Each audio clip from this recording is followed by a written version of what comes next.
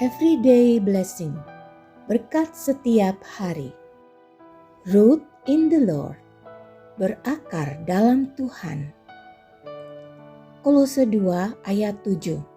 Hendaklah kamu berakar di dalam Dia dan dibangun di atas Dia.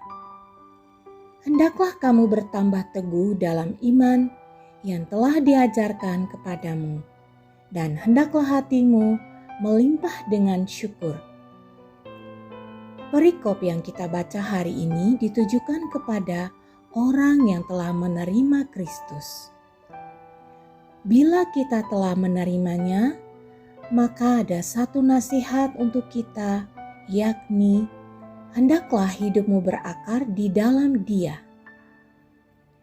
Hidupmu berarti berjalan, bertindak, bertingkah laku, dan membawa diri kita selalu di dalam Kristus. Bila ada nasihat untuk tetap di dalam Dia, berarti ada kemungkinan orang-orang percaya tidak lagi ada di dalam Dia. Berakar berarti tertancap ke dalam tanah untuk mencari bahan makanan dan atau untuk mengokohkan dirinya untuk menghadapi hantaman angin. Manusia berakar di dalam Yesus berarti kita makin dalam memahami dan meneladani Yesus di dalam hidup kita sebagai sumber kekuatan hidup kita.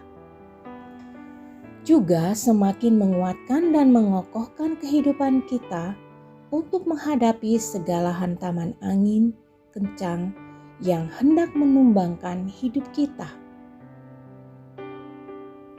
Bagaimana hidup kita tetap di dalam Dia? Pertama, hendaklah kamu berakar di dalam Dia.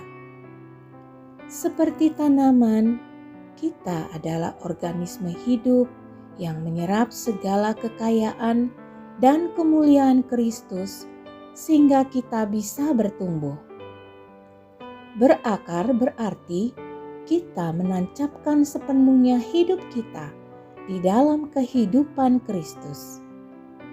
Kita tidak hanya menyerap berkat-berkat-Nya, tapi juga menjadikan Kristus sebagai pemimpin, inspirator, motivator, dan pribadi yang olehnya kita memutuskan segala sesuatu dan melakukan segala sesuatu. Kedua, hendaklah kamu dibangun di atas Dia.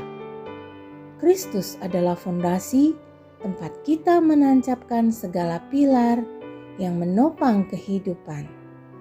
Kalau kita memakai fondasi yang lain untuk hidup kita, pekerjaan, rumah tangga, sosial, dan sebagainya, maka berarti kita sedang membangun hidup kita menjadi bangunan yang rapuh atau bahkan tanpa fondasi sama sekali. Kalau kita dibangun di atas Dia, maka kita akan bisa bertambah teguh dalam iman. Seringkali kita telah banyak diajar dan belajar tentang iman, tetapi hal itu hanya sebagai pengetahuan. Kita tidak mengalami kebenaran iman itu.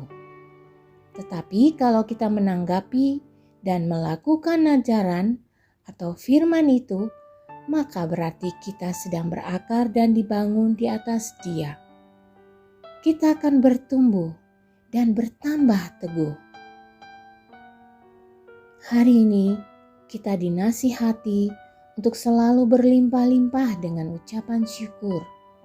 Kata berlimpah-limpah berarti sesuatu yang kita miliki lebih dari yang kita butuhkan.